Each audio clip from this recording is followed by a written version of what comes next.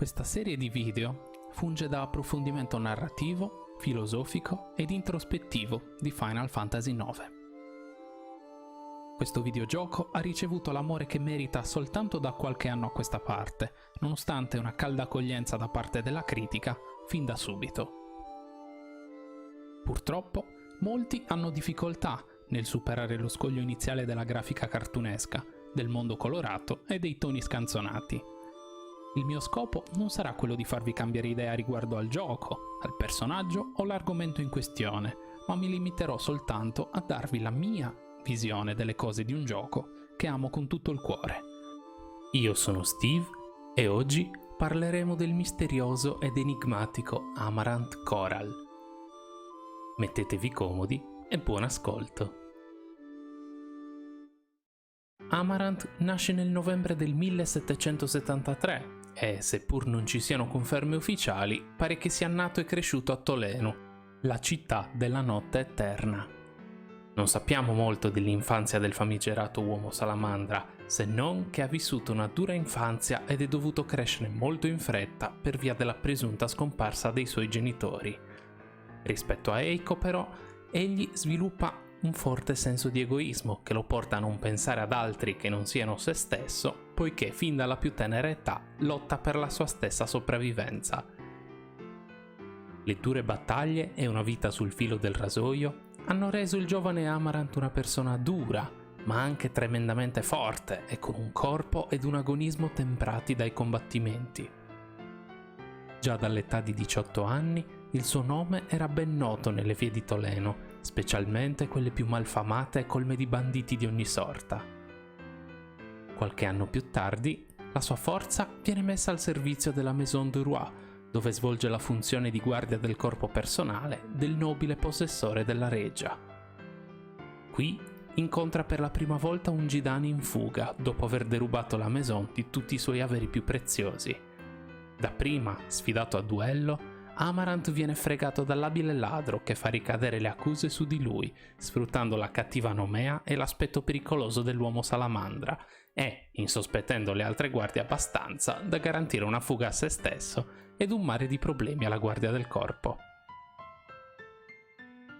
Amarant, in tutta risposta, non fa nulla per scagionarsi e lascia l'edificio ancora basito, curioso e irritato dalla forza del biondo ladro.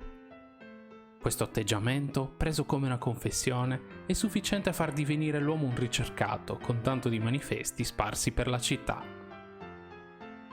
Braccato da cacciatori di taglie e malilingue, egli lascia la città e comincia a viaggiare, focalizzandosi sulla ricerca di ulteriore forza dopo la cocente sconfitta.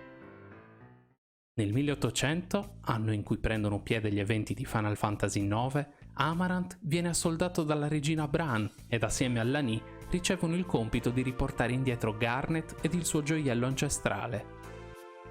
Tuttavia Salamandra, così viene chiamato Amarant in giapponese, accetta il solo scopo di incontrare ancora Jidan e di prendersi la sua rivincita. La sua collega, però, arriva prima di lui e tramite la presa in ostaggio di una bambina riesce ad ottenere il gioiello. Per quanto cinico ed egoista, Amarant non ci sta e desidera ottenere onestamente ciò per cui è stato pagato, ossia con un leale combattimento. Messa in fuga Lani e restituito il ciondolo, egli affronta faccia a faccia Jidan, ma anche stavolta viene sconfitto e senza l'uso di alcun trucco. Salamandra quindi chiede una morte rapida per sé, ma l'avversario non gliela concede e si limita anzi a mostrare pietà e rispetto. Amarant non capisce tutto questo. Per un uomo che ha vissuto combattendo per la propria vita, una sconfitta equivale alla morte e nonostante riconosca la potenza del suo nemico, si domanda perché egli possieda uno spirito così positivo e buono. Per cercare risposte a questi suoi quesiti, entra nel gruppo di Jidan per conoscerlo meglio e per capire, magari, il segreto che si cela dietro la sua forza.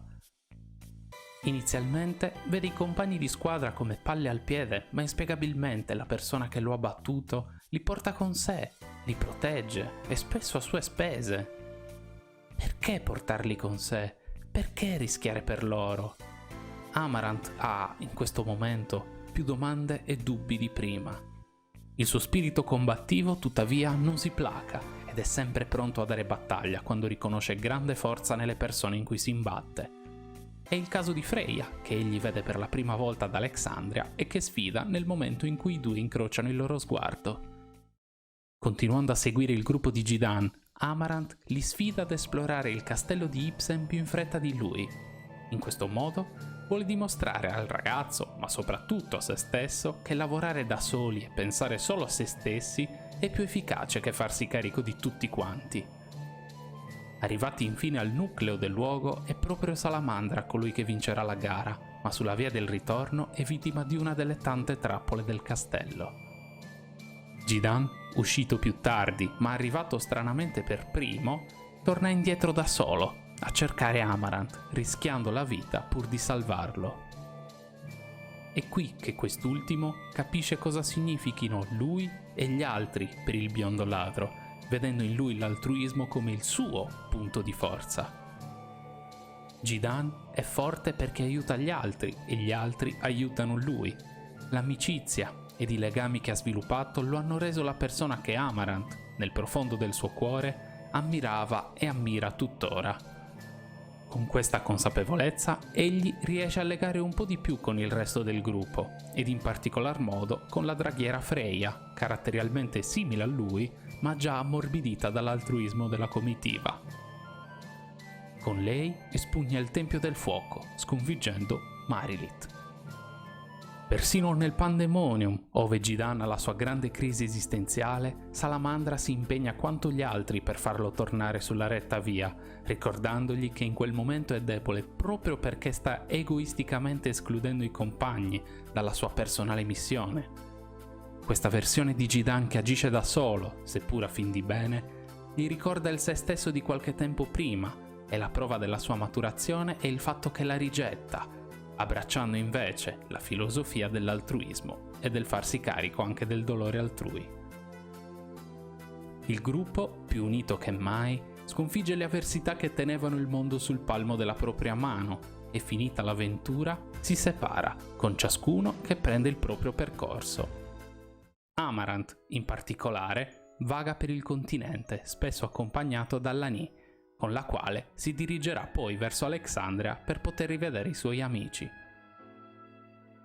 La presenza della ragazza, in particolare, esplicita il fatto che Salamandra non sia più una persona solitaria ed il suo viaggio per ricongiungersi al gruppo ne è la conferma. Altruismo contro egoismo. Amarant ruota attorno a tutto questo. Egli è la perfetta controparte di Jidan, è il punto di vista diverso, ma pur sempre condivisibile, di qualcuno che ha visto la morte in faccia tante volte da aver smesso di tendere la mano al prossimo. Jidan, al contrario, è solare e positivo e nel momento in cui egli viene lasciato a morire da piccolo, trova invece la vita e la famiglia. Sebbene non brigli per utilità ai fini della trama, il ragazzo dai capelli fiammeggianti è un simbolo, quasi una denuncia alla solitudine e alla vita sbandata di chi non si fida di nessuno, ma anche un raggio di speranza per coloro che sono in difficoltà, poiché una mano tesa in aiuto può salvare chiunque. Se ti è piaciuto questo video, iscriviti al canale, lascia un like, un commento o condividilo con altre persone. Nuovi contenuti di questo tipo verranno continuamente aggiunti e, proprio tramite la sezione commenti, c'è la possibilità di suggerire argomenti o riflessioni diverse dalla mia. Ricordate, ogni tipo di supporto è ben accetto.